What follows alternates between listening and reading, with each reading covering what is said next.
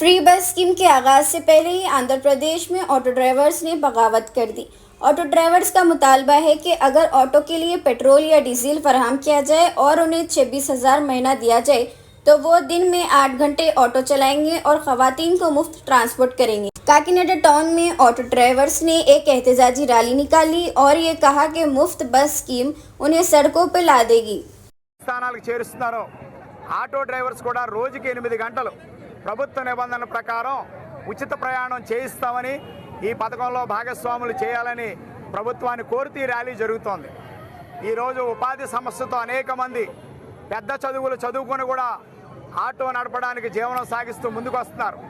కేంద్ర రాష్ట్ర ప్రభుత్వానికి పెట్రోల్ డీజిల్ ద్వారా గంటకే ట్యాక్స్ కడుతున్న అతి ముఖ్యమైన కార్మికుడు ఆటో డ్రైవర్।